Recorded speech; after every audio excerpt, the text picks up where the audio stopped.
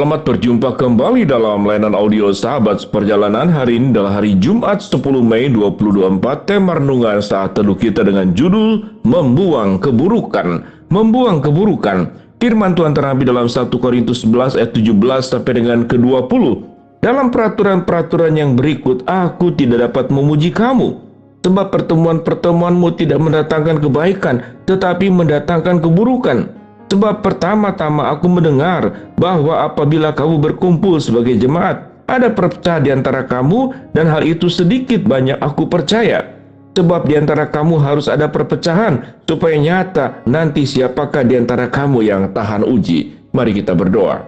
Bapa yang di dalam surga, kami ingin belajar waktu kami berkomunitas, kami bertemu dengan siapapun, kami membawa kebaikan dan bukan membawa keburukan. Dalam nama Tuhan Yesus kami berdoa, amin. Dalam sahabat perjalanan yang dikasih Tuhan, membuang keburukan, atau dengan kata lain, hidup kita akan membawa kebaikan atau kemudian membawa keburukan. Untuk membawa kebaikan, maka kita harus membuang keburukan. Tetapi kalau ingin mendatangkan keburukan, maka kita harus membuang kebaikan. Tentu bagian akhir ini bukan prinsip orang percaya. Perjuangan kita sebagai anak-anak Tuhan adalah bagaimana kita membuang keburukan, lalu kemudian melakukan kebaikan. Itu yang kita ajarkan kepada anak-anak kita dan kita terima juga dari orang tua kita. Apa yang baik, apa yang benar, apa yang salah, apa yang keliru, itu diajarkan dari semenjak kecil untuk hal yang perkara kecil sampai kepada perkara besar. Suatu kita bertemu dengan orang tua, kita belajar menyapa, memberikan rasa hormat. Waktu bertemu dengan orang sedang kesulitan, kita diajar bagaimana untuk membawa kebaikan, menolong. Namun ternyata pendidikan untuk membawa kebaikan itu sesuatu yang tidak hanya berhenti pada usia anak-anak, sampai kita tua, sampai kita dewasa. Dan itu kemudian dilakukan teguran dari Rasul Paulus kepada jemaat yang ada di Korintus, yaitu kebiasaan-kebiasaan yang salah dalam perjamuan malam. Dalam peraturan-peraturan yang berikut, aku tidak dapat memuji kamu, sebab pertemuan-pertemuanmu tidak mendatangkan kebaikan, tetapi mendatangkan keburukan. Sebab pertama-tama aku mendengar bahwa apabila kamu berkumpul sebagai jemaat, ada perpecahan di antara kamu, dan hal itu sedikit banyak aku percaya.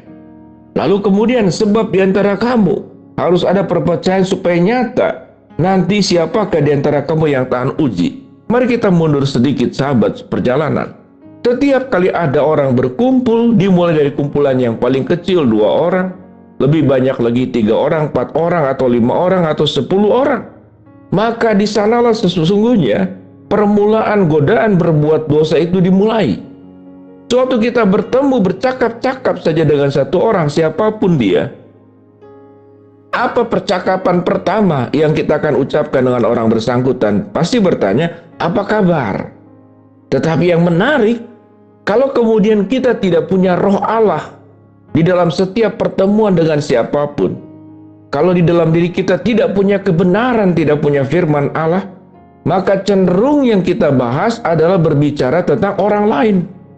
Kesalahan orang lain, keburukan orang lain, itu disebut dengan ghibah, itu disebut dengan menggosip.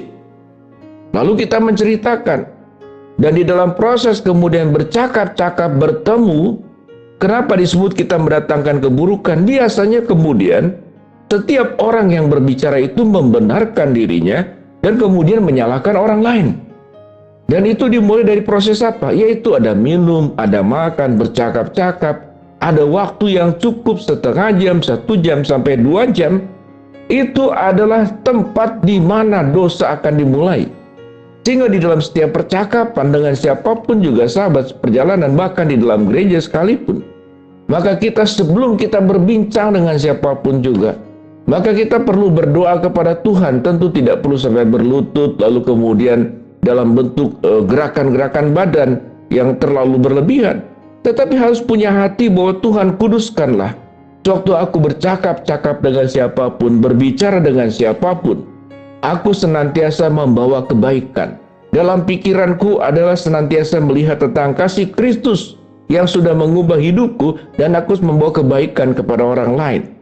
Kalau di dalam hati kita senantiasa dipikirkan bagaimana hidup kita sewaktu berkomunitas dengan siapapun untuk membawa kebaikan dan bukan membawa keburukan. Kita tidak akan membicarakan orang lain.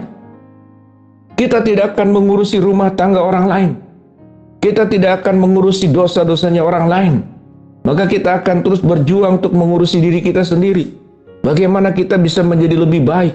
Bagaimana hidup kita dari hari ke hari bisa membuang keburukan dan membawa kebaikan kepada orang lain. Karena mempercakapkan orang lain itu ada awal yang firman Tuhan katakan, timbulnya perpecahan. Dari mulut ke mulut terdengar oleh orang lain, oh dia menghina saya, oh dia menjelekkan saya, oh dia mendiskreditkan saya. Maka akan dicari setiap hal yang menyakiti hati orang lain. Maka orang itu natur manusia adalah akan membalas. Minimal membalas dengan memperkatakan kembali. Kita membicarakan keburukan orang lain akan membalas dengan membicarakan keburukan kita. Lalu kita tidak suka, kita tidak senang karena merasa itu dilebih-lebihkan dan mengandung unsur fitnah. Sama juga sahabat seperjalanan, bukankah kita sewaktu membicarakan keburukan orang lain terbawa juga unsur-unsur fitnah, terbawa juga unsur-unsur penilaian subjektif yang kita bawa. Akhirnya itu akan merugikan orang lain. Lalu kita membawa keburukan bukan membawa kebaikan. Dengan demikian sahabat perjalanan, kebiasaan-kebiasaan saat dalam perjamuan malam. Di sini Tuhan Yesus kemudian mengajarkan bagaimana Yesus itu mengajarkan supaya orang itu tatkala mengingat tentang perjamuan Tuhan memberikan tubuhnya dan darahnya. Yesus memberikan dirinya untuk menebus dosa orang lain. Jadi sewaktu berkumpul, Yesus memberkati dengan memberikan hidupnya kepada mereka. Tetapi waktu kita berkumpul, kita sedang membicarakan hidup orang lain. Jadi Yesus datang pada perjamuan malam, memberikan hidupnya untuk menyelamatkan kita. Kita datang dalam perjamuan perkumpulan-kumpulan, kita membicarakan hidup orang lain. Yesus datang membawa kebaikan, kita datang membicarakan keburukan orang lain. Teologianya sahabat perjalanan, dalam kita mengingat seluruh pengorbanan Yesus, khususnya melalui perjamuan kudus, yaitu perjamuan tentu ada makan dan minum. Di dalam setiap pertemuan makan, minum, berkumpul, dalam bentuk arisan, dalam bentuk apapun juga. Maka ingatlah, setiap kita ada dalam komunitas manapun, berjuanglah dan katakan dalam hati setiap sahabat seperjalanan, dalam rumah tangga, waktu berdua, bertiga, berlima, berapapun jumlahnya, katakan ya Tuhan, tolong saya, pimpin saya, agar di dalam setiap pertemuan makan, pertemuan apapun bentuknya, yang punya waktu yang sangat banyak berbicara, agar kami tidak membicarakan tentang keburukan orang lain, tapi kami berbicara tentang kebaikan Allah dan keburukan diri kami sendiri, dan bagaimana kami mensyukuri kebaikan Allah dengan melakukan sebuah perubahan hidup yang semakin hari semakin baik, sehingga hidup setiap kita masing-masing membawa kebaikan, dan kita akan membuang keburukan. Satu adalah keburukan diri sendiri. Yang kedua adalah membuang keburukan, yaitu kebiasaan membicarakan keburukan orang lain. Maka dua hal ini adalah bentuk daripada sebuah pertobatan anak-anak Tuhan, agar hidupmu membawa kebaikan, bukan membawa keburukan. Mari kita berdoa. Bapa dalam surga, terima kasih buat kebenaran firman Allah yang kami pelajari. Hamba-Mu berdoa buat sahabat perjalanan yang sakit, Tuhan jamah sembuhkan. Sahabat seperjalanan yang sedang menghadapi masalah, Tuhan bukakan jalan. Sahabat seperjalanan yang sedang berdoa mengharapkan sesuatu, Tuhan kabulkan dengan cara dan waktunya Tuhan. Di dalam nama Tuhan Yesus kami berdoa. Amin. Shalom sahabat seperjalanan, hiduplah selalu membawa kebaikan, bukan membawa keburukan. Amin.